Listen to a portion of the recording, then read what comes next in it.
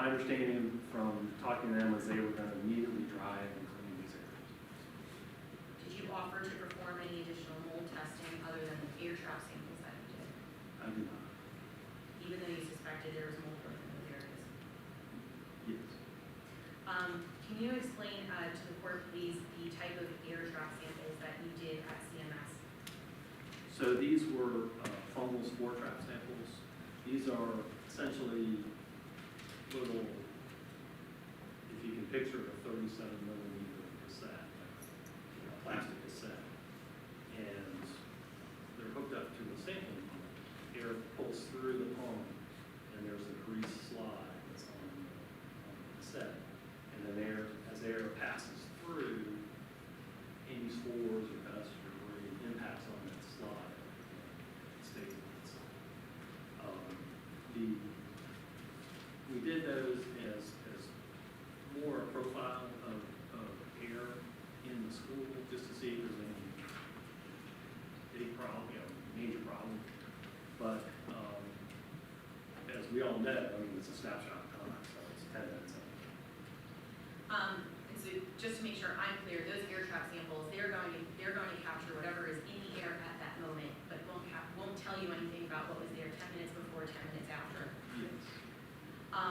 And there's also there are surface samples that can be done to test for mold, is that correct? That's correct. What type of surface samples are there? So generally you can do, well, you can do what they call a sample, where you take a sterile slide and you usually your glove, and you pull back there's an adhesive tape, and then you push it against the area where you suspect that there's mold. The issue I have with those is that it's, I can, say this was a plant. So if this was a potted plant and I pull this up and take a sample right there, I'll get a high sample, but it doesn't tell me there's mold. I mean, it's really good for indicative of if you're trying to ID maybe the error that are present, but it's another tool. It's certainly, primary, when we do indoor air quality investigations, or going back to what you're saying, mold and moisture studies, the primary tool is to physically identify and correct the water intrusion. The sampling is really a secondary tool, because like I said, the utility of that sample is just for that location. The better information would be to take a moisture reading and test that area. Oh, it's still wet, we need to dry it out. Isn't it also important to identify sources of mold so that can be eliminated or remediated? Well, it's not so much sources of mold, but sources of water. So mold is going to be driven by moisture. You got to have moisture to get mold. So identifying the moisture sources, whatever you're doing, that's going to be your primary duty to figure this where the water intrusion is. And secondary would be to identify whether any will get grown and then remove or remediate appropriately. Yes. Is it ECS's normal procedure that if an ECS suspects that there is mold growth, to advise the client of that or suggest additional mold testing and investigation be done? Yes. Was that done in this case? No.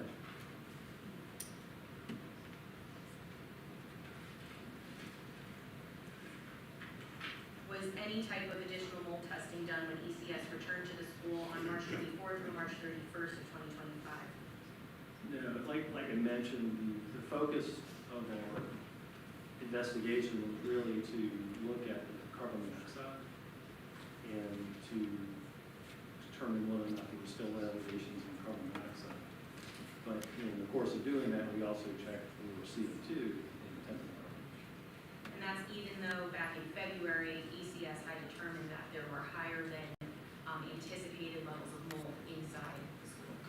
In one area, I think we saw one area, and to be very clear, all of the samples, with the exception of the cafeteria, were extraordinarily low. The cafeteria was slightly low, 300, but even then, it's difficult to make a determination whether how significant that is. And just again, also with the understanding that these samples are very rare. And part of that difficulty is that you had performed a limited or basic mold test without doing additional testing.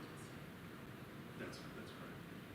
I want to verify that based on, that I'm understanding your report correctly, that based on your ECS investigation over the course of now 4 visits, that the main problems were the issues identified that were abnormal at CMS were a ventilation system that was not properly working and not to code, and then higher mold levels in certain areas of the school, correct? Three active water intrusion issues, and the ventilation concerns for sure. I understand from your report that while you were on site, maintenance staff was working on those water intrusion issues. What were the sources of water intrusion that were found?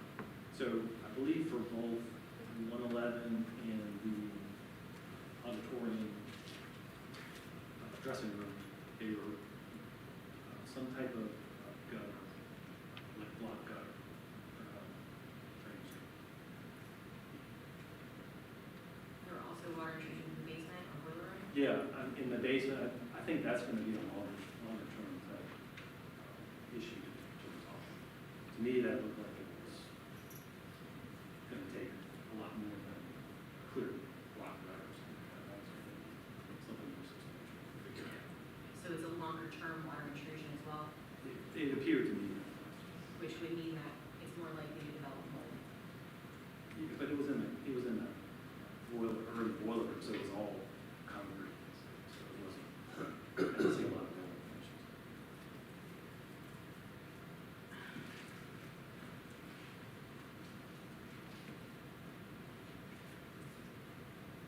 Do you have an understanding of which of your recommendations, if any, the school board has began to work on?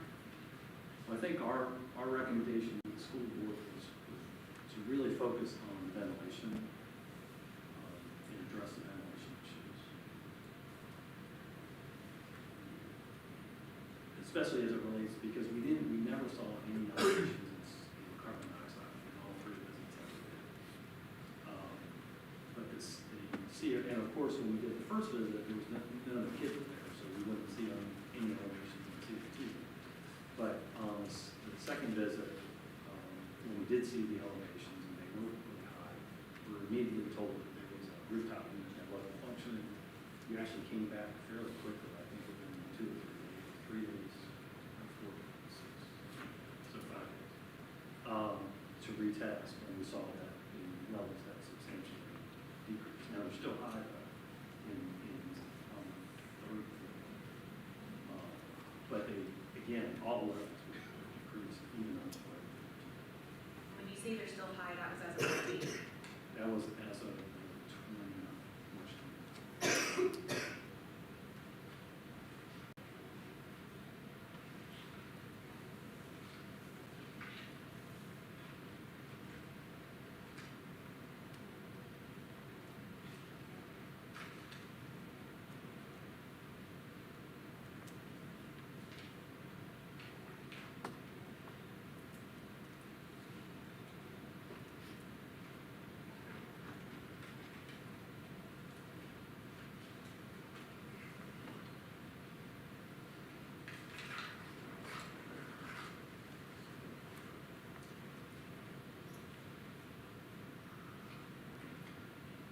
Mr. Chapman, you talked about areas of that there could be dormant inactive mold behind those dry areas where there's past water damage. Those areas become moist again, will that mold either reactivate or new mold develop in those areas? Yeah, I mean, but it would be the same as if you had a water damage issue and there's no mold, and mold would grow there too. Mr. Chapman, are you familiar with general impacts, the general impacts that mold has on health? Yes. And from your training and expertise, can mold cause headaches? Yes. Can mold cause nausea? Yes. Can mold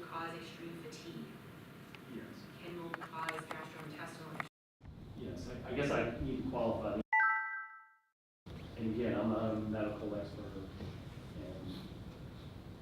but all of the information that I'm aware of, there's a lot to do with ability, obviously a dose response, how much are they being exposed to, how long they're being exposed to, there's a lot of different factors that come into play.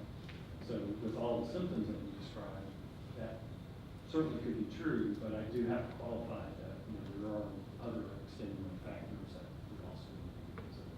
Sure, and that's why I'm asking generally, and I'm not asking you to say any plaintiff or petitioner in this case has, is sick because of mold right now. I'm just asking, so mold can cause headaches, it can cause nausea, it can cause extreme fatigue.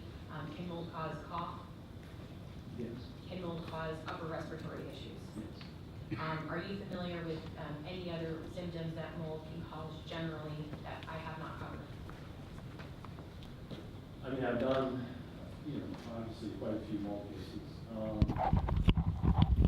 In the literature, it's irritation effects, upper respiratory irritation, and allergic type symptoms seems to be the most common reported symptoms. And, in extreme cases where you have someone that's living in a house that's severely impacted and living there 24/7, then the symptoms become much more extreme. So the more you're exposed to mold, the longer you're kind of sitting in it, breathing in it, the more extreme the symptoms become? That's based on, that's my experience. And some of these symptoms that we described, such as headache, nausea, fatigue, cough, do those overlap with the impacts of carbon monoxide on a person? Yeah, for sure with the headache. Fatigue, and carbon monoxide poisoning cause fatigue. Well, I know at the extreme it can cause death. Yeah. I'm not exactly sure. But fair to say that there is an overlap between the symptoms that carbon monoxide causes and the symptoms that mold can cause. Yeah, I mean, the most classic symptom that I'm aware of is CO, is the headache.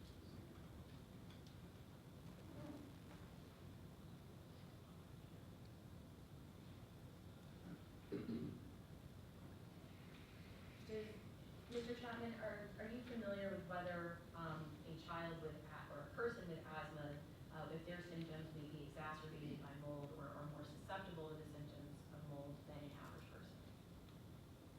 With asthma, I mean, yes, logically, if they have asthma, then obviously they're more susceptible to upper respiratory irritants, which mold would be, so that would make that situation, that condition worse.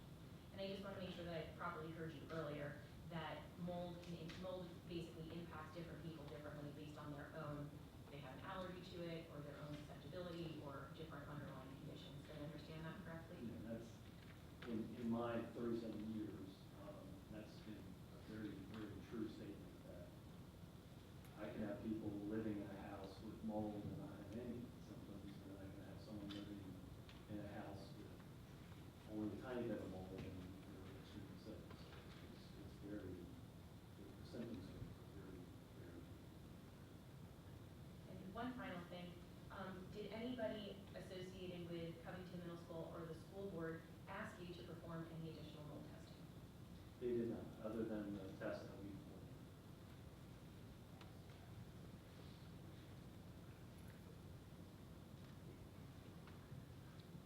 Those are my questions, thank you, Mr. Chapman. Mr. Young, you want to cross-examine or? Yes, sir. We call Mr. Chapman as your witness or however you like to proceed. Yes, sir. Thank you. Your Honor, if I might, I would like to have Mr. Chapman have a few documents with him during his examination. And one of these, I believe, has not yet been introduced into evidence or was not attached to any affidavits. It's his CV. It's his curriculum need to be done.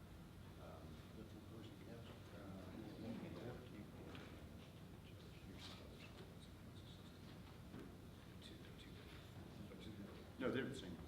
Two opposing counsel. Two comments for opposing. Yes, sir. And one for the witness as well.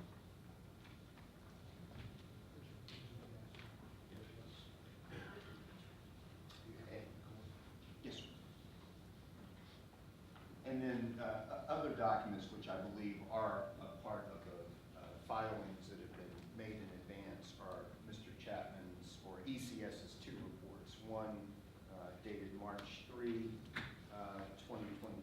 Where's the? And one that's dated April 8, 2025. I just would like him to have those during his examination. Any objections to the TV coming in and presenting this? Do you all need another copy, or are you good? Everybody's good over there? And this one too, Mr. Bell, please. The Tuesday, March, CC1. I mean, the only thing I would say is, and this is my fault, so I've been doing this 37 years, it says 35 years. Well, I probably should up. my first question for you, Mr. Chapman, is with the exception of the correction you just made, is that an accurate statement of your experience and background as an industrial hygienist? It is. Are you certified as an industrial hygienist? I am. I wanted to ask you first about carbon monoxide and the work that ECS did at Covington Middle School. Tell me the number of days that ECS was actually on site at Covington Middle School. So, go back just a second, because I went on the 17th, and then we had two people go, I'm sorry, January 17th, and I think we had two people go on, Take a look at your report, if you would, Yeah, let Mr. me- Chapman. Make sure we get the dates right. sorry, I should know this off the top of my head.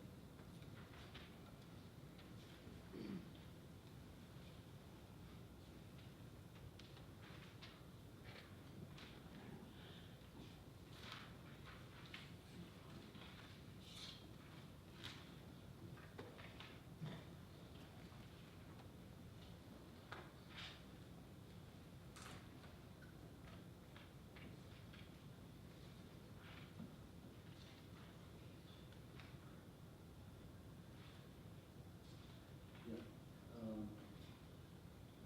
Take a look at page 1 of your March 3, 2025 report, if you would, please. About 2/3 of the way down.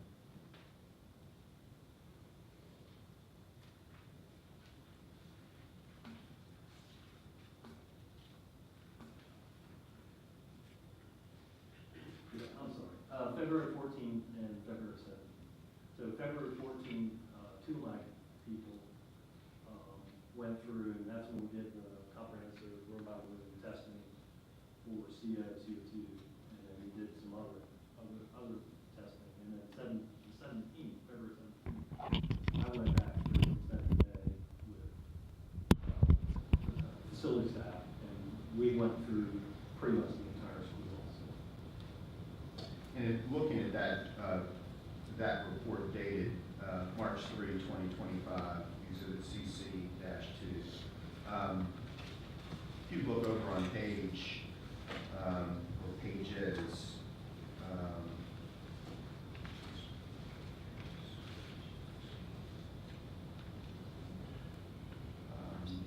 the carbon monoxide, carbon dioxide tables that are, I don't know, about 5 or 6 pages in your report. Yes.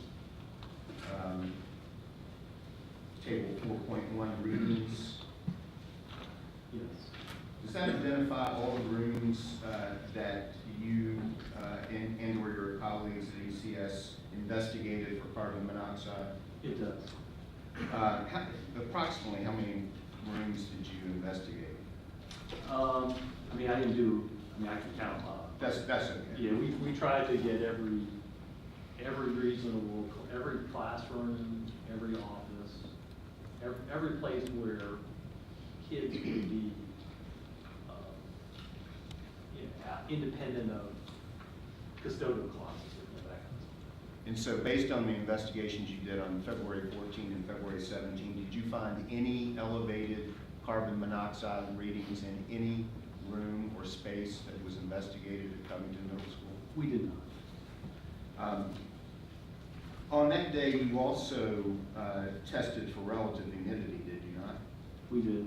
What's the significance of relative humidity testings? So, relative humidity, elevations in relative humidity can cause mold. To be fair to defense, I mean, I would not expect to see elevated relative humidity readings at this time of year, just because we're in a heating environment, so we're literally drying air.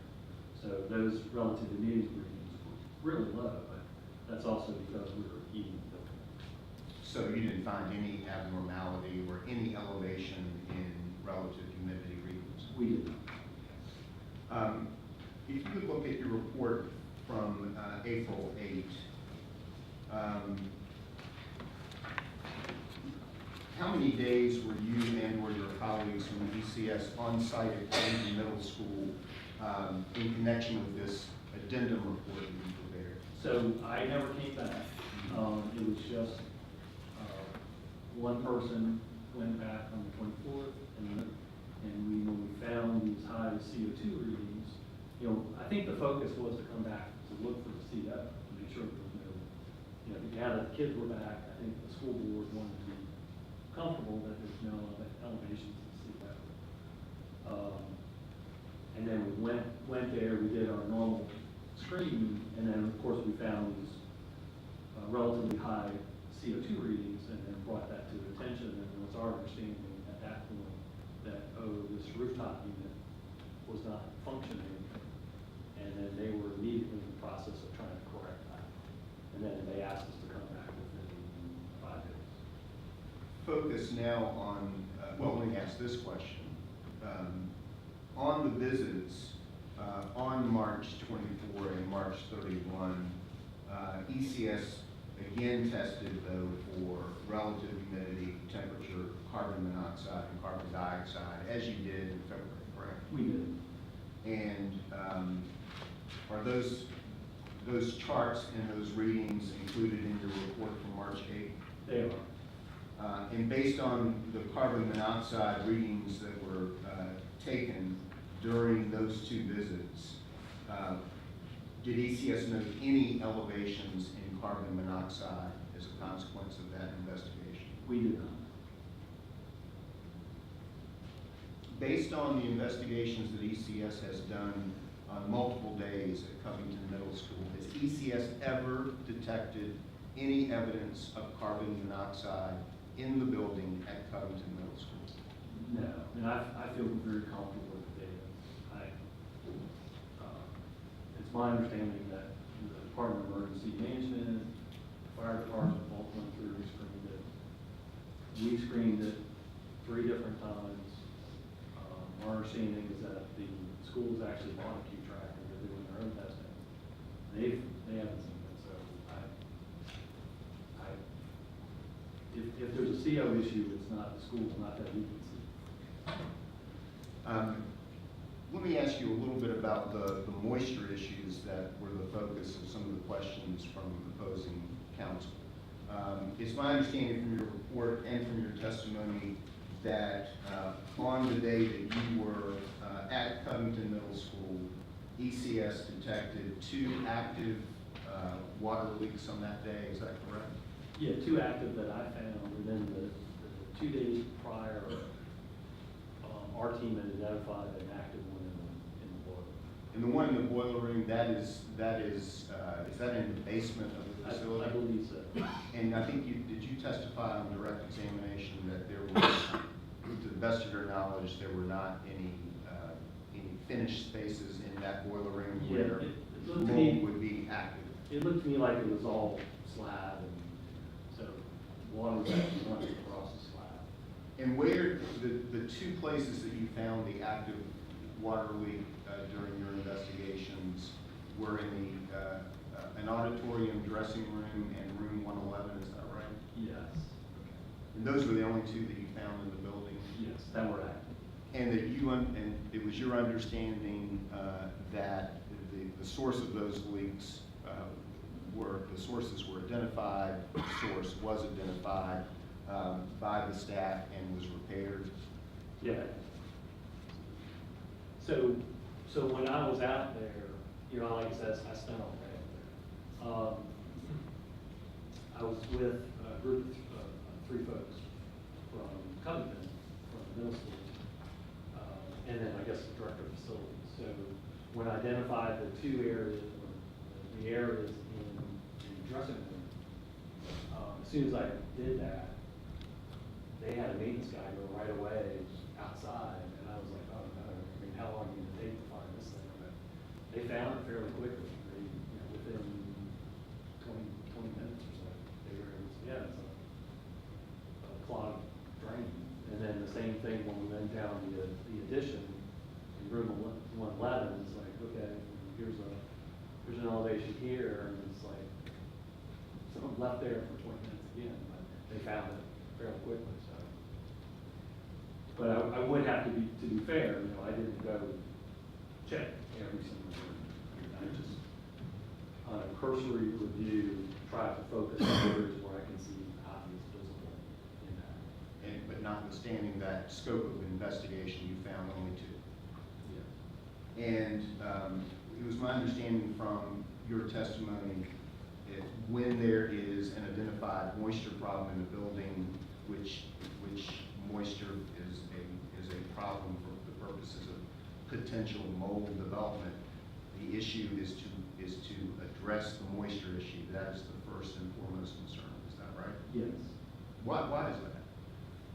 Mold needs moisture to grow, so if there's not active moisture, whether it's relative humidity or active moisture intrusion, like we saw in these cases, you're not gonna have mold.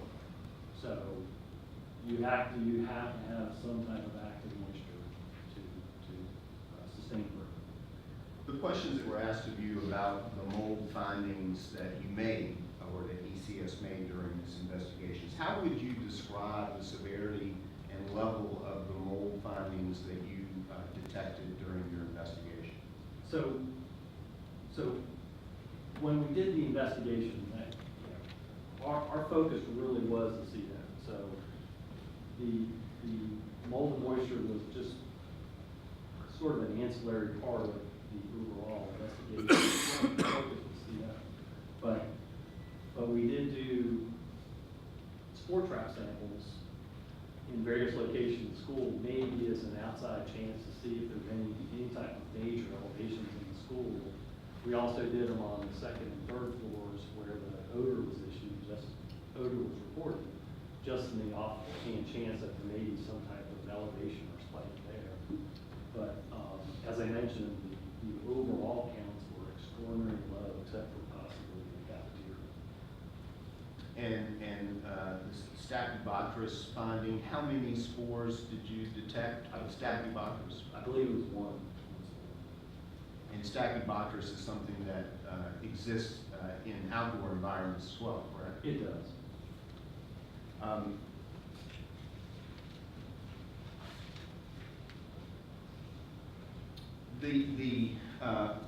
The reports of an ammonia smell that folks have made in connection with Covington Middle School, did ECS or was ECS able to replicate or detect any odor that was similar to or in any way related to the reports that have been made of an ammonia cat-like urine smell?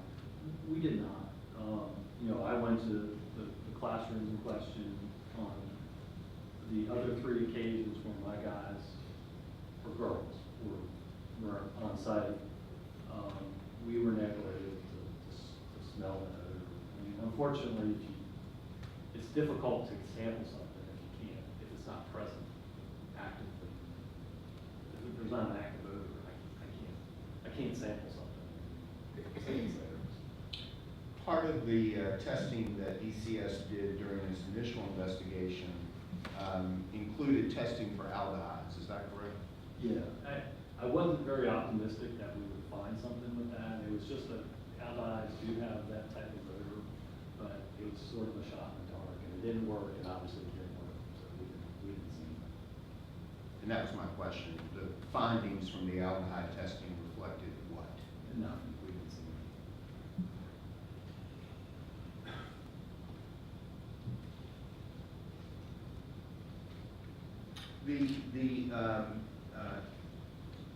problems with ventilation that you mentioned, or that ECS mentions in its report. What recommendations, if any, did ECS make with regard to addressing some of those ventilation issues at Covington Middle School? Well, so, as I mentioned, when we went out the very first time, we didn't see any, we knew that there was, most likely there was a problem, just based on our review. But we didn't see any elevations in CO2. When we went back out to check for the CO, then we saw the elevations in the CO2, and they were relatively high. We were told that there was a rooftop unit that was malfunctioning, that they were going to fix it, which they did, and the CO2 levels came down. But overall, our recommendation to the school is the standard in our industry is about 1,000 parts per million of CO2. CO2 is a simple asphyxiant. It's not a chemical asphyxiant like carbon dioxide, but the issue with buildup of CO2 is, like, for example, in this courtroom, so if we don't have adequate fresh outside air coming in, then we'll have a buildup of, and I say this, so I guess I probably easier to read it on the report, but you'll have a buildup of allergens and off-gassing carpets, wood, different VOCs, different pollutants that we give off, perfumes, body odors, viruses that we may expel breathing. So when you have poor ventilation in a building like that, it does have the potential to negatively impact indoor air quality, which, to be fair, again, can cause health issues. And I think we said that in the What did you conclude in your report about the levels of carbon dioxide that you found at Covington Middle School during the second investigation, and whether or not those levels of carbon dioxide in and of themselves created an immediate harm to the people who occupy that building? the second, not the second one after they fixed the RTU. Yeah. Yeah, the levels were still high, they still need to address them, but, there's high CO2 levels, so we need to continue to try to drop the levels. We'll look at the executive summary of your April 8, 2025 report, which is the third page of the document in front of you. What were your conclusions in paragraph 1 about CO2 in the first sentence? No, I'm sorry, the second paragraph. So, although elevations in CO2 cannot be linked to any direct health concern at the levels reported, elevations in CO2 concentrations can be used as an indicator of occupant odors, bioinfluence, and by inference, other building-related pollutants, including VOCs, which would be more likely to occur in this building environment and which would be expected to negatively impact building indoor air quality. So the problem is overall indoor air quality from your perspective because of the lack of fresh air that's being introduced into the building? Yes. Are there short-term measures that the school division can take to increase the levels of fresh air being introduced into the building? Yeah, it's my understanding that they are looking at trying to use window openings and other temporary fixes, and then this summer do a major overhaul. But to do, and I think they're working with mechanical contractors to do that.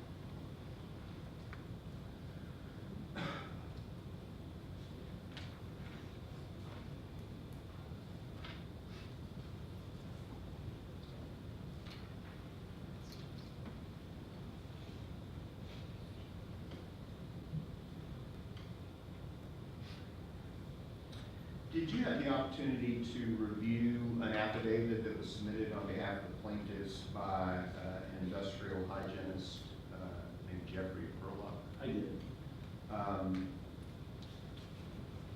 That industrial hygienist concludes that based on the data and information in your report and in the facility dynamics report, that there's an ongoing safety hazard to the students at CMS. Based on the data that he reviewed, which is the data that's produced in those reports, do you agree with that conclusion? I do not. That's Why? That's a pretty severe, without even looking at the school, that's a pretty severe recommendation to make. I mean, I can think of, a few times where we've recommended, well, this past year we recommended closing the school just because of the lead hazard. The year before, we had a significant mold issue, but we could see, there's impact with mold. But, with ventilation concerns that we can address, it seemed to me that's a pretty severe recommendation. Did you or ECS make a recommendation to the Allegheny Highland School Board or to Superintendent Kim Halterman that they close Covington Middle School because of your findings? No.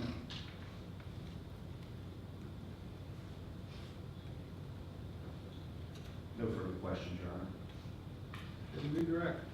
Yes, briefly, Your Honor. Mr. Chapman, did you explain that the ventilation issue in the school is that there's no external air being forced into the building?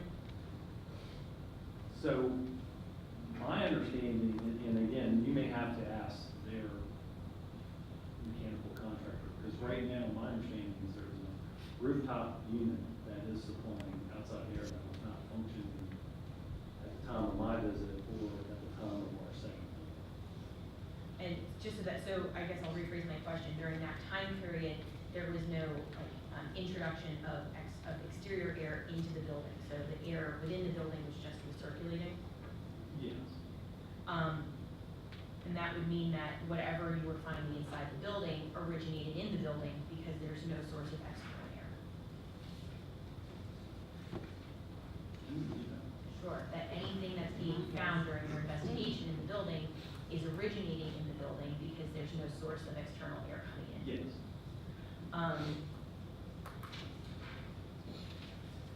Do you find, what significance, if any, is there if the urine or ammonia odor is correlating with rainy days? I mean, there could be a leak there, for sure. If there's some type of hidden leak or moisture intrusion, that could be a factor. And I want to clarify that ECS and you are not denying, you're not saying this ammonia odor never occurred. What you're saying is on the days that you and your teams were there, you did not experience the odor and therefore could not investigate it. That's correct. Is there, there's evidence before the court of children having ongoing health symptoms while they're in CMS that are consistent with symptoms you described as consistent with mold exposure. Would you agree that ECS at this time has not identified what is causing those symptoms? Or have you identified what's causing those symptoms? Can you repeat that question? Sure, there's testimony before the court that not just children, but also teachers, when they're in CMS, are experiencing headache, nausea, fatigue, coughs. Has ECS identified what would be causing those symptoms? Well, as it relates to the poor indoor air quality, with the high CO2 levels, because we're not getting rid of these building things, I think that situation has to be clear.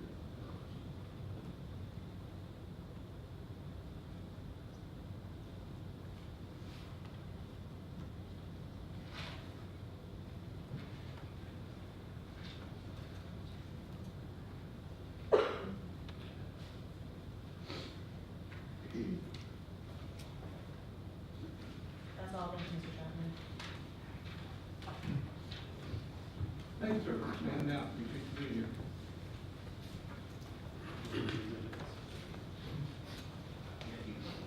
Thanks. All right,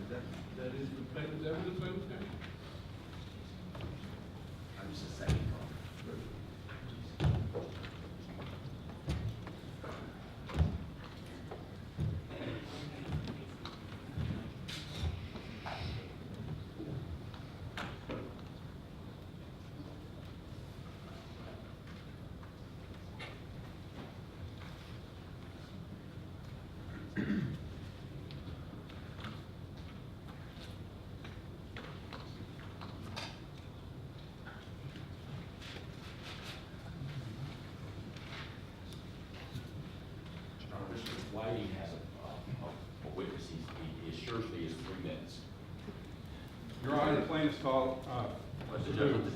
if the judge says yes. Go ahead. You have 3 minutes. 3 minutes. I won't count the time it takes you to sit down. You're good. Mr. Booth?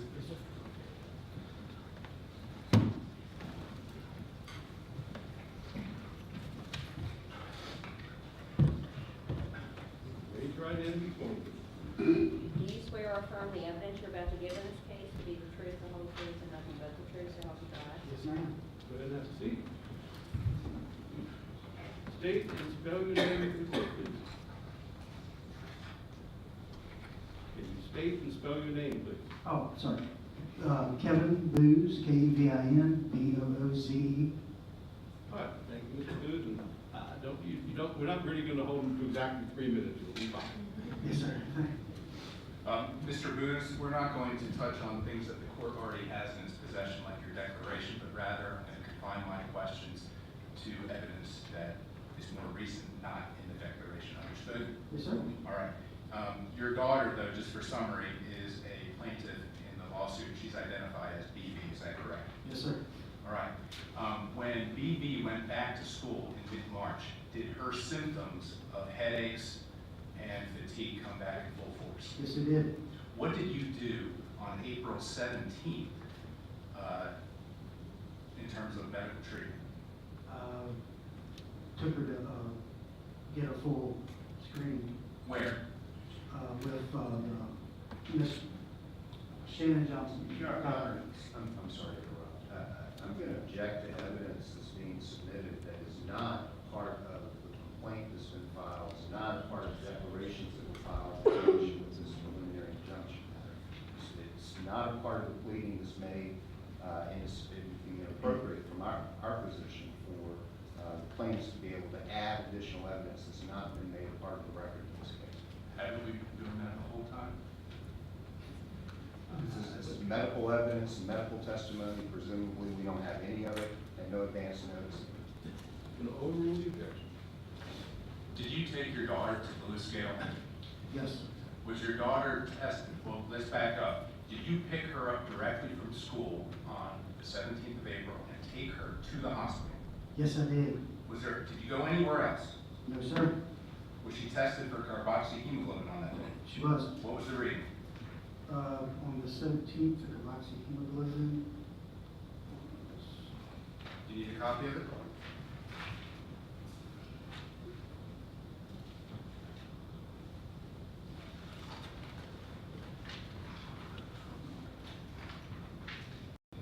You can help me if you want. Was it 3.2?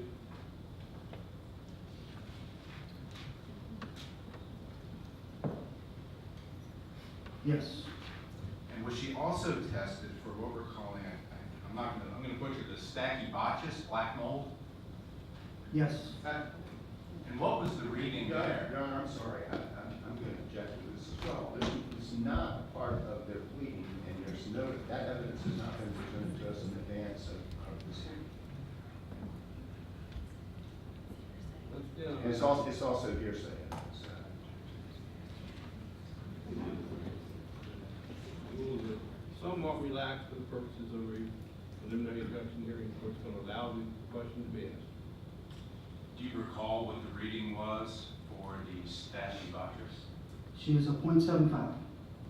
And according to the paperwork you received from Lewis Gale, is that moderate exposure? That is what is suspected.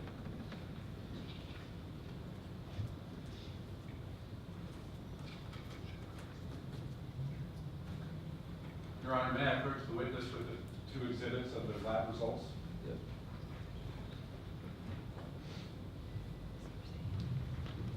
Mr. Booz, are these the two documents? Excuse me, Your Honor, I'd like to have a copy. Yes.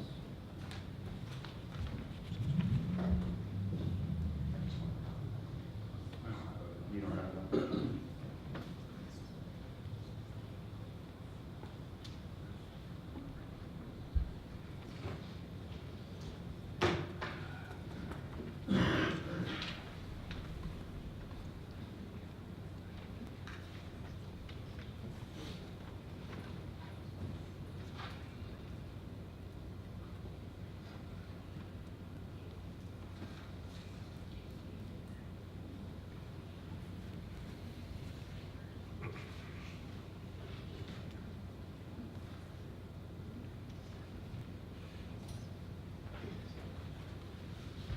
Mr. Booz, were these records from your visit on April 17th at Louisville? Yes, sir. Your Honor, we offer these into evidence at this time. Object, Your Honor. This is hearsay evidence, it's medical diagnosis evidence, it's objection more or less. Well, it's appropriate that Mr. Booz his daughter to state results of the test. Anything further than that, I think would be hearsay. Assuming the documents have more than just what Mr. Booz has read,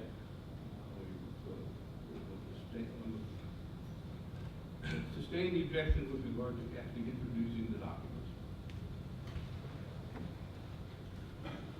Thank you, Your Honor. Those are all the questions that I have. Mr. Young, do you have a question? No, sir. Mr. Booz, you can continue to ask the court.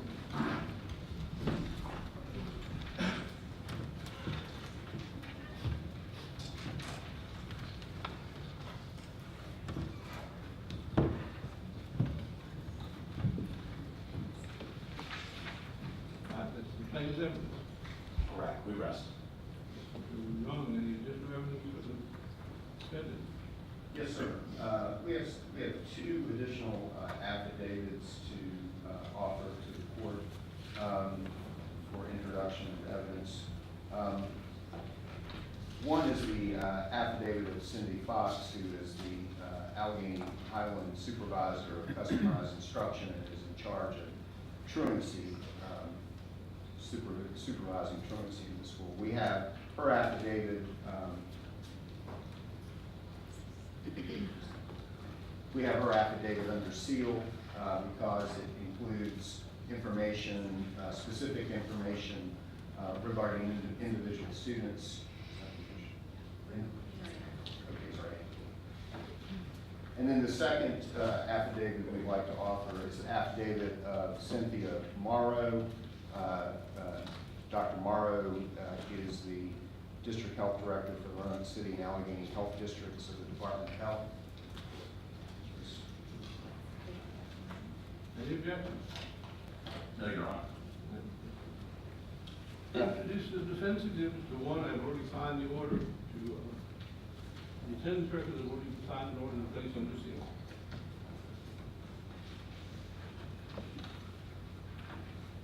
Defense evidence.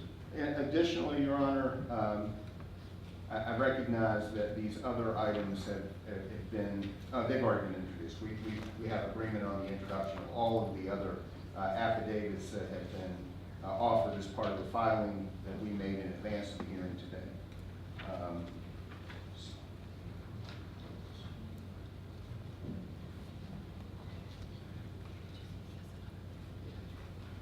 No other evidence.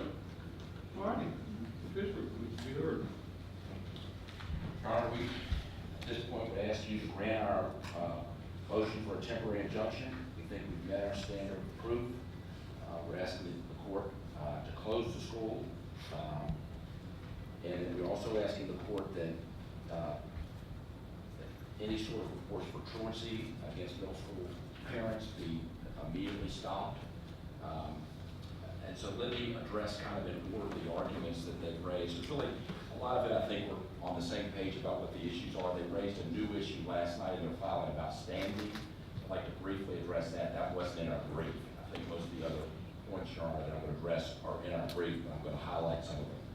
As it relates to standing, you know, the Constitution of Virginia, the Supreme Court has said that if it provides a sufficient rule to protect or exercise the right without additional legislation, you have a private right of action. And the Virginia Constitution ensures that you shall have, that the defendants shall provide a system of free public elementary schools for children. And we think it's very clear that the Constitution permits us to do that. A case that I will draw to your attention is Allen versus School Board 207 F sub 349 from 1962 that held that a school board could not uphold segregation by closing the schools it was mandated to keep open. And so And then also remember, so they're saying that we think we absolutely have a private right of action under the Virginia Constitution. We have also brought a public nuisance claim. So we've got two claims for our lawsuit. And so the standing issue would only address the Virginia Constitution claim, and we think we do have a private right of action in the Virginia Constitution. Just kind of then getting to the case itself.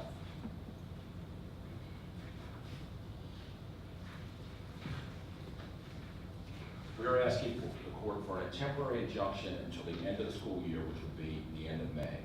We think that we have shown that we are suffering irreparable harm. You know, the one thing that the defendants have not answered today and have not answered any of their paperwork is there's no real answer to these children who are sick. These children who are sick when they come home from school, they were sick when they came home from school in early February, they were sick in January, and they're sick today. They were sick last week, they were sick after the March 31st incident that took place at the school. And that is the one consistent thing, when they go to school, they come home sick. And they don't come home sick, Your Honor, in like in a minor way. You know, they come home sick, they want to go to sleep. These are active kids, or active in sports, or active in things that they do in their communities, they're active in school, and they come home and go to bed. And they don't feel good. And when you're nauseous and you're sleeping, you're not getting an education. You're not getting what the Virginia Constitution requires. And that is to educate children. And when children are sick in the building, in an unhealthy environment, they're not receiving the education that the Constitution requires. They're going to a place that is a public nuisance, that should be closed. And we're respectfully asking this court to do that. The balance of hardships, you know, the school system says, well, we got SOLs, we've got funding from the state. Well, what is more important? SOLs, funding from the state, a test, or the student's health? What is more important? Obviously, the student's health is the most important thing in this whole picture. And they're all running high. They say they've tested, they've got no carbon dioxide in the school. Our students are testing high levels of carbon dioxide in their blood system when they come home from school, and they're tested afterwards. And as one of our witnesses testified, she's got a child in another school, doesn't have any of these symptoms. She teaches there, she's got these symptoms. They're getting tested. Some are getting tested, yes, several days later, but some are getting tested when they leave the school, and they're having these high levels of carbon monoxide. The carbon dioxide levels are high. You know, yes, the defendant says, well, OSHA says they can be more per million, and it's okay because we comply with OSHA. Well, these are students in middle school, okay? And it was conceded by Mr. Chapman that these are symptoms from high levels of carbon dioxide, you know, nausea, headaches. The mold evidence, the court will have to evaluate that, but clearly there's a lot more testing that needs to be done in this whole building that's got a lot of moisture problems. The defendants come into court today and say, hey, well, look, we can see we've got ventilation problems, but we fixed it. They say they fixed this HVAC unit on the top, and that's kind of where they are, that we have fixed that, so therefore we're okay. Well, we don't know if they fixed that. We don't know if it's repaired. They say they've repaired it. We don't know if it's repaired. And there's been a lot of things that they have said through this process respectfully that haven't turned out to be true. They told the parents originally that they did not have carbon monoxide detectors in the school. When they held a press conference a few weeks ago, they have equivocated on that. When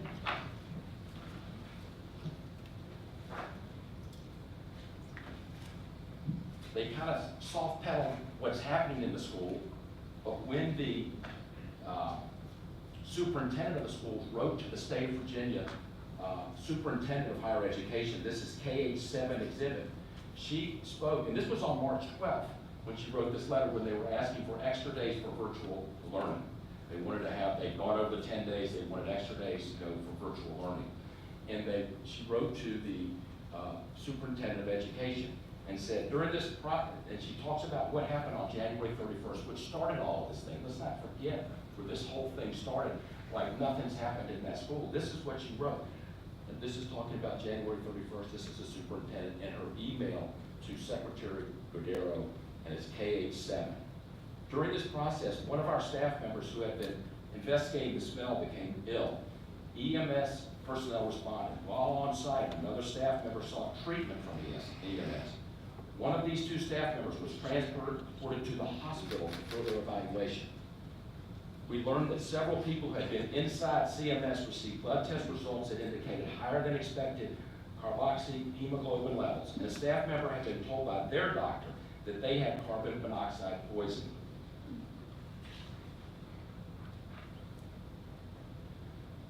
In this, the superintendent says that virtual learning has gone well. Classes have been provided in a synchronous format, and while virtual is certainly not our preferred mode of instruction, student attendance and participation has been generally effective. Student leaders have observed classes.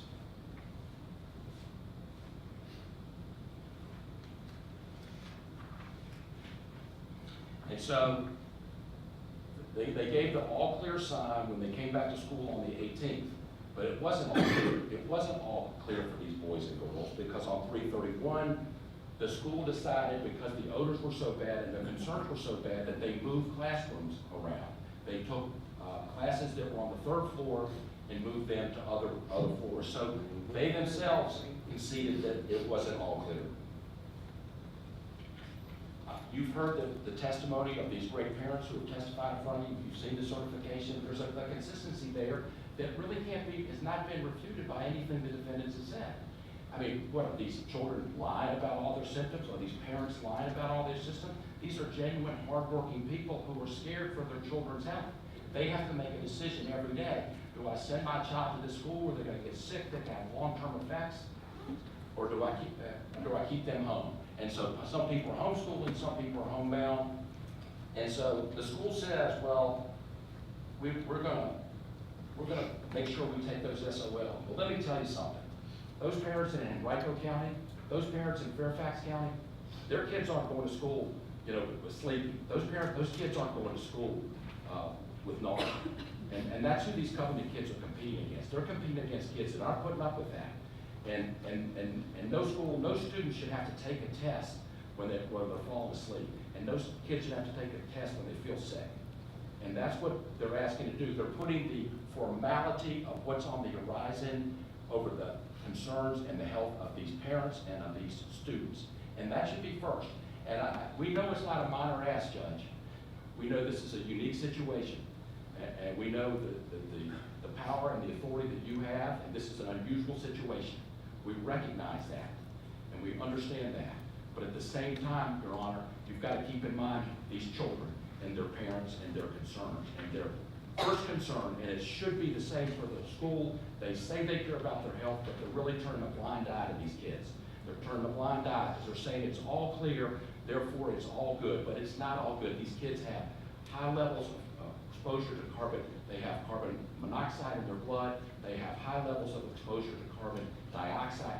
We have no confidence that just because they say the roof has been fixed, that HVAC has been fixed, that is in fact the case, and that it is safe for these kids to go back to school today. So respectfully, and again, we're not here on a minor request to His Honor, Your Honor. We understand that. But we think we have met our burden. We're asking for a temporary injunction until the end of the year. Thank you, Your Honor. Yes, sir, Your Honor, thank you very much. Let me just make one thing clear from the outset. It is not the position of the school division or the division superintendent, or my position as a lawyer, that we are dismissing parents who report that their children are having symptoms. We don't dispute that evidence from those parents. So an attempt to go straight for the jugular, the emotional jugular, is not really appreciated, because that is not the position the school division is taking. But the school division is governed by a school board, and the school board has enormous responsibilities that are constitutionally created. Those responsibilities are vested in them with preeminent authority to make difficult decisions, discretionary decisions about where instruction takes place, how it takes place, whether or not to keep a school open, whether or not to close a school. And under these circumstances, based on the evidence that we have presented through multiple affidavits, they have relied on multiple experts who have been in that building on multiple occasions. And the issue here is not are these children experiencing symptoms?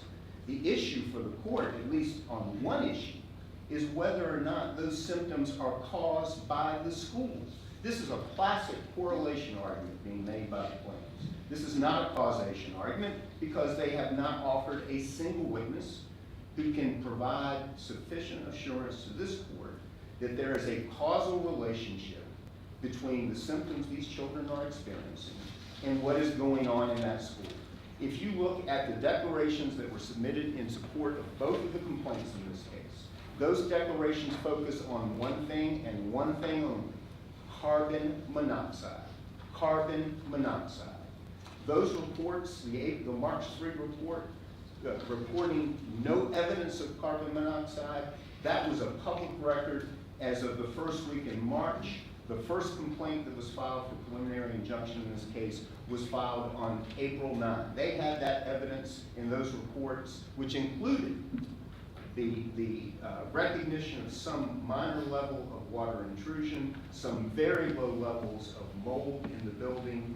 All of that information was in that initial March 3 report, and yet the very first complaint that came asking this court to do something that's quite extraordinary did not mention mold, did not mention mold at all, did not mention water intrusion. It mentioned carbon monoxide. Every declaration is about carbon monoxide.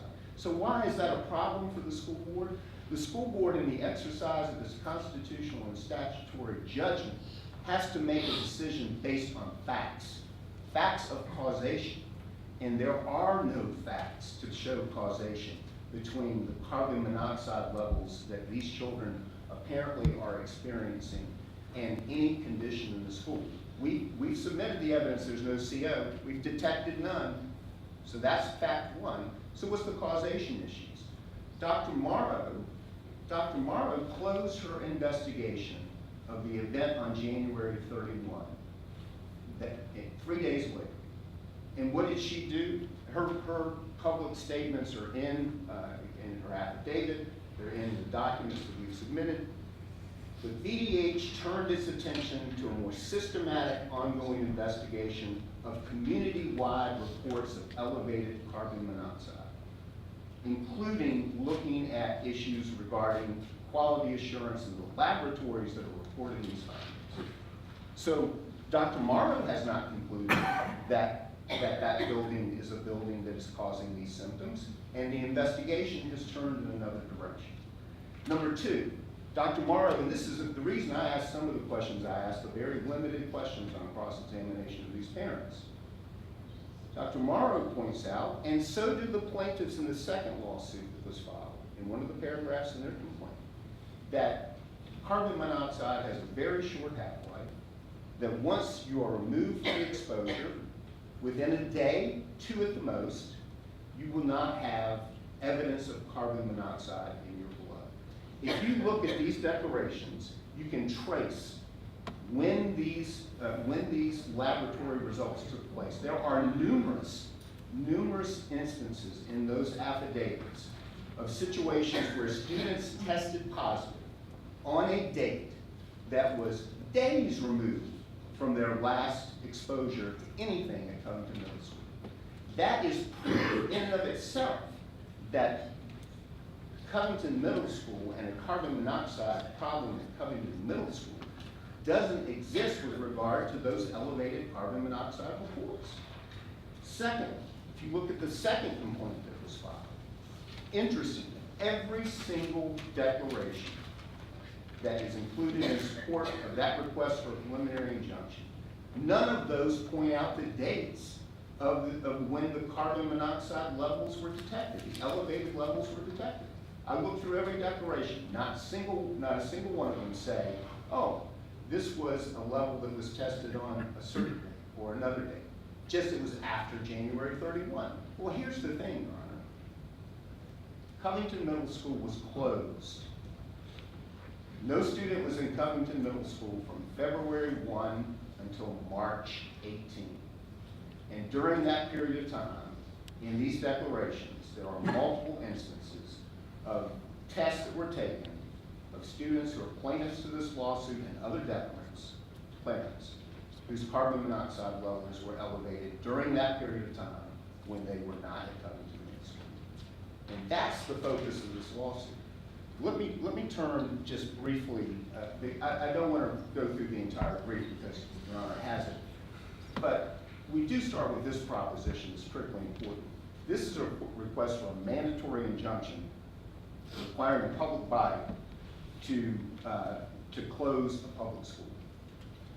And those kinds of injunctions are disfavored under Virginia law.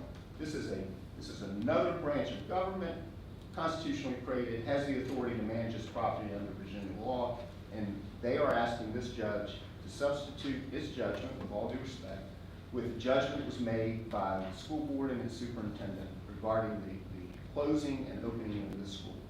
And that's an extraordinary thing to ask the court to do. Especially when, and I'm not going to go through this in detail because of time, but if the court looks at those affidavits, especially the affidavit, for example, of Melinda Sneed Johnson, the assistant superintendent, she traces everything that the school division has done in response to the January 31 incident and in response to the expert recommendations. It's significant. It's a lot. If the affidavit of Kim Halterman, who is the superintendent, goes through in great detail what the school board and she went through in evaluating this issue and trying to make a decision about what was the right thing to do regarding this school. It's extensive. It's extraordinary. And yet the plaintiffs come into court today with an incomplete record, without any opportunity for discovery, without any expert testimony, and ask this court, based on supposition, based on causal theories that are not proved, to close this school. That would be an extraordinary thing to do.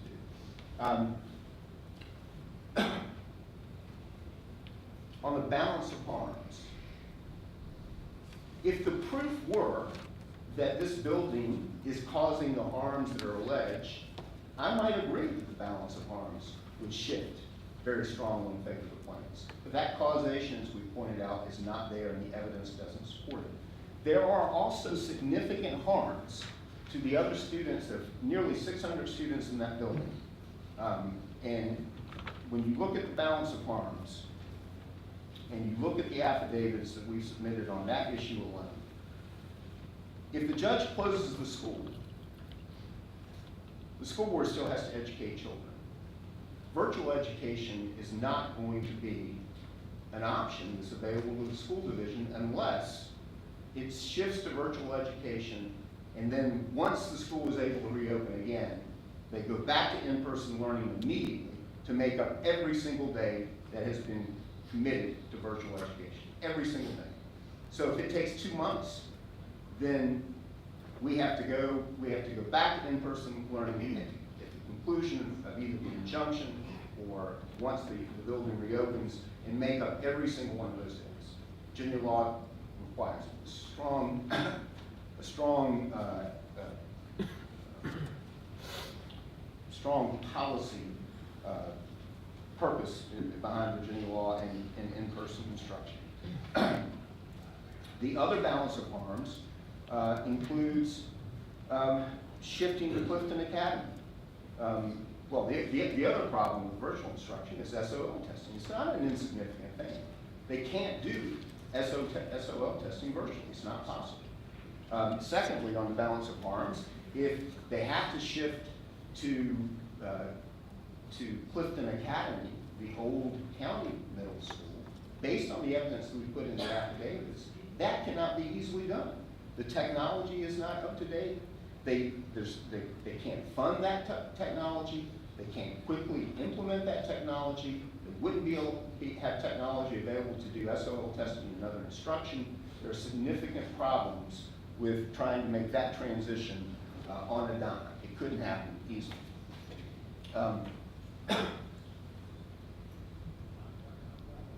There are problems on the injunction test with the underlying claims that have been made. We think the evidence in our brief establishes that this constitutional right that's being asserted is not self-executing. There is no private right of action. If there was some corollary statute in place under Virginia that said one can pursue that kind of a constitutional claim, might have a point, but there is no corresponding statute. And so that constitutional claim they have no standing to assert that constitutional claim. They have no standing to assert the provisions under 22.1, 136 and 135, which impose some obligation on the superintendent to close schools under certain circumstances. Not self-executing, doesn't create a private right of action. Public nuisance, perhaps they have standing, but they don't have facts, because for a public nuisance claim to lie properly, there has to be evidence that the nuisance is continuous, that it never stops. It's constantly present, and there's no evidence of that, just as there's no evidence of causation in this case. Your Honor, I see that we're at 11:07, and I'm mindful of the court's time, so I'm just going to wrap up by saying, under these circumstances, an injunction would be an extraordinary thing for a court to do on a record that is undeveloped, like this one is, and based on the evidence that the court has heard. There's complete lack of evidence of causation, legal and factual and expert causation to link the problems that are being described with the elevated carbon monoxide levels in particular with this building. Thank you. Your Honor. Yes, sir. Not to interrupt the flow, I understand Mr. Fishwick's going to handle it well, but our companion case was mentioned. We would like 5 minutes to address a few points that were raised there after Mr. Fishwick is concluded. That's all right with the court, Your Honor. I would totally agree. When you wanted both of these heard, it made it very plain that you all said you would share your time. That being so, Mr. Fishwick, you will stand up and be very brief, and so that your co-counsel there will have a little time. Your Honor, in rebuttal, just a couple of points. The case where everybody started with carbon monoxide, but there are also other health hazards within that building, and that is the carbon dioxide levels that are high by their own expert, that have the same symptoms that carbon monoxide does. And there's also the mold problem. But there is an expert. We have an expert. That's Exhibit 5 to our brief that we filed yesterday. And he addresses all 3 of those issues. I'm not going to repeat what he says about those. But he questions the testing that was done, and he also points out the problems in all 3 of those areas. And they say there's no carbon dioxide in that building. We say we've got children who are tested in their bloodstream on a regular basis in January and March and in April, and it continues to be a problem. And they have the same symptoms from carbon dioxide high levels. Those are the same symptoms, and the same symptoms for mold. They did virtual before. That was their idea. They knew they had to do it. They did it for 6 weeks. They did it longer than we're asking for them to do today. And it worked well, according to the own superintendent's letter to the state of Virginia. We're asking basically to do it again because when they did it before, they thought they had most of the questions answered, but they still did virtual. We've got many more unanswered questions and many more health risks today than they had when they made that decision in early February. It is a worse situation today. They should go to virtual. These basically footnotes. Yes, it's a problem. How are you going to do the SOLs? Well, children's health is much more important than when a test takes place. And where a test takes place, they propose, daggone it, you're going to take those SOL in this building where there's a health hazard. Okay, get down here and take that test. Okay, when they've already told one of our clients that they could take it over to school in Clifton, but to me, it's outrageous that you will take this test this day at this school, and the heck with that. And like I said earlier, you'll be competing with the kid in Fairfax. Yeah, and you say, Mr. Fishwick, as I said earlier, that means you're done. Okay. You said it earlier. Okay, yes, Your Honor. I'm done. Thank you. Yes, you are. Yes, sir. Thank you, Your Honor. Go ahead. Again, I'll just be brief. Your Honor has a lot of authority a lot of discretion to issue an appropriate remedy under Rule 326. There are great things that can be done, but the key thing, Your Honor, is irreparable harm, and there were matters that were discussed here about how there aren't dates in the pleading. Your Honor, I would just point to you in the case that our firms filed, Exhibits 4, I think through 8, all have specific dates of carbon monoxide testing, of dates that levels were done. And that was just a cursory review here, Your Honor. That's levels 4 through 8. And as far as the causal link, Your Honor, perhaps if the court were to ignore the testimony of Mr. Chapman, that the defense hired and brought in here, you could ignore all that, ignore everything else, but what Mr. Chapman said is there is an airflow issue in that school that needs to be resolved and is supposed to be being addressed this summer with full remediation. The reports provided to you, the affidavits talking a great deal about what the mold and moisture findings are, but there is nothing, despite the exhibit saying that the school is committed to complete transparency, nothing in the proposed findings and facts and affidavit that was submitted acknowledging how limited in scope that mold testing is. And as Mr. Chapman said, Your Honor, those problems can get a great deal worse for children who are asthmatic, which the court heard evidence about today, Your Honor. It's not just the students, it's the substitute teacher, and when they go back in that building, Your Honor, they get worse. There is clear irreparable harm there. As the constitutional issue, Your Honor, for every right, as Blackstone said, there is a remedy. The remedy here is for the court to use its broad, equitable powers to fashion an appropriate remedy. I would submit that we've put on evidence and representations. This is about 10% of the student body, and to make them all go back to that school and bear the cost and bear the burden of the school board's desire to not lose money from this is a significant burden to put on these young children, instead of allowing them alternate feasible, which are documented feasible means of education, Your Honor, that can be done without issues pertaining to truancy, Your Honor. So on the balance, there's plenty of evidence of irreparable harm. There is no convincing counterbalance to that, and we would submit that we have plenty of evidence linking these matters together. Thank you, Your Honor.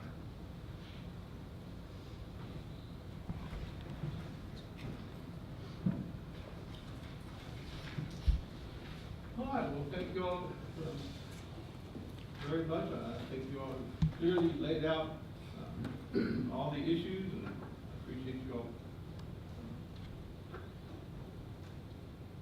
keeping within the time limits, because, as I said, it needed to be heard, because obviously it is a very important issue and required an emergency hearing, and of course time was limited today. With regard to the standing and there is a private cause of action, I think for purposes of this hearing, the court will just assume without deciding that the plaintiffs have standing in the cause of action. That will move us on to the injunction and the idea of irreparable harm. And if we look at that, you know, to actually two separate questions. The question of, is there irreparable harm if the building is allowed to remain open? And is there irreparable harm if the plaintiffs and other individuals that, as the evidence has been, may have a peculiar, may have asthma, may have a particular sensibility? Mr. Chapman talked about that, and some people may be more sensitive than others. So the fact that some individuals may be suffering harm is a different issue, which I think we can address when we get to the second part of your request for relief. But with regard to the first part, as both sides have said, it would be an extraordinary remedy. The court would essentially be asked to place itself in the stead of the elected school board, which is charged with making these decisions. And the court needs to make it very plain, it's making no ruling or determination with regard to the illnesses that the plaintiffs allege, or the causation of any of those illnesses. That's for a different day. So the question is not, are these people, do some of these students have illnesses, and did their illnesses stem from their exposure in the building? Because the injunction is not looking backwards. The injunction is perspective. It's looking from today forward. So the question is not what was the condition in January or February or March that could have caused problems. The question is, where are we today? And I think the school board has presented overwhelming evidence that there is no carbon monoxide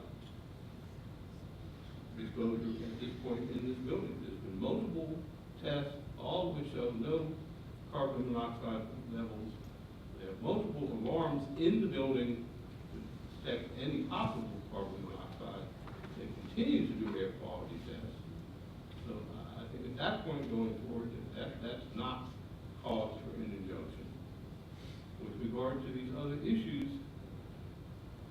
I don't, number one, the court would have no reason to disbelieve a plaintiff's or the defendant's sworn affidavit that the air unit on the roof has been repaired, but that's also not the only mitigation evidence that we have. This is sworn affidavit that they've done a number of things to temporarily improve the air quality, including things as common sense as opening windows to improve the outside airflow, putting fans in the hallway. Affidavit wasn't clear if they have, or they're getting ready to install some window units, running ceiling fans. There's a lot of things that apparently they have done with regard to the air quality issue. And then with regard to the mold issue, Mr. Chapman's testimony was, as I understood it, that while there was some evidence of some spores in certain parts of the building, he characterized any mold issue, any mold that was found, any spores that was found, he characterized the issue, the levels as extremely low. There were a couple of areas that were wet because of leaks. And again, the affidavit is that those areas have been fixed, that there were dehumidifiers running in those areas, they've been dried out, and that lack of moisture, mold will not grow. All of those reasons, according to it, claims have not met the burden of irreparable harm with regard to the request to close the building, and the court will deny the request for injunction relief. With regard to the truancy issue and wanting the court to essentially stop the school system from pursuing any truancy issues, there are a number of issues there. Number one, we have, however many plaintiffs there are, who you can lump as a group for the first part, but with regard to the second issue, you really can't lump them all together. Apparently there were a number of people who now, it may not have been the case when the cases were filed, but there are a number of plaintiffs who apparently have been granted homebound, so they no longer have a truancy issue. One little testimony from one plaintiff that they're now homeschooling, so they don't really have that issue. And moreover, without going through a lot of detail, reading these affidavits that were placed under seal, there were clearly some pupils that were having attendance issues that I think there's a lot of credible evidence had nothing to do with any health issues or environmental issues at this school. All that being said, the plaintiffs have an adequate remedy to deal with any truancy issues. And that's another part of this, because the code is clear that the Juvenile Domestic Relations Court has exclusive original jurisdiction over the issue of truancy. So essentially, you're asking me to take that jurisdiction out of the juvenile court's hands. And what the code says is that basically it says that a juvenile court judge can, after hearing medical evidence, can exempt any student from compulsory attendance. So if any of these people who have medical evidence that they can't come to school, if they can't get released from the school board, and the affidavits indicate that they are not pursuing truancy issues against anybody who's presenting medical evidence to them, but if somebody is having an issue, then the appropriate remedy in that regard is to petition the Juvenile Domestic Relations Court for the appropriate relief. The court will also deny that part of the request for a preliminary injunction. Mr. Young, I ask you to prepare an order and circulate it for signatures. All right. Thank you all very much. We adjourn. All rise.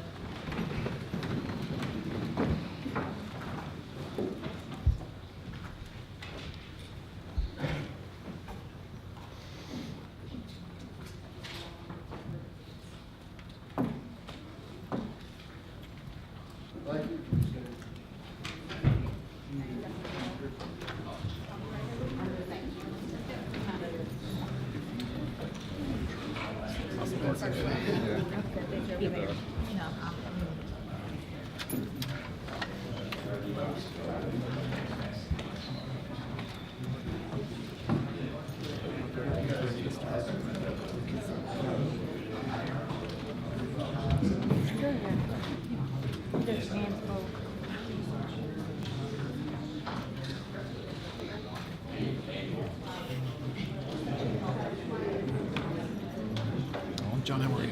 How are you? Good to see you.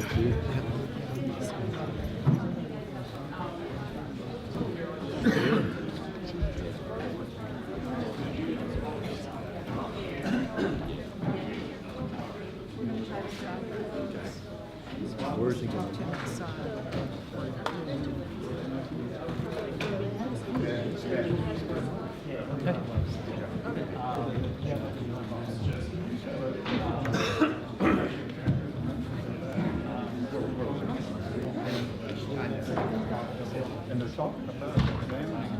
So Jennifer learned another thing. I was worried that the power was going to deplete.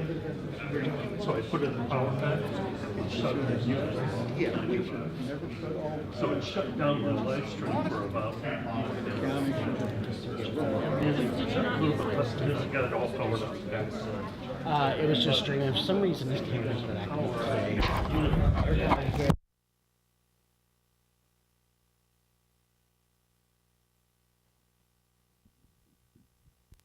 With the Allegheny Journal, which about it from, and then I'm with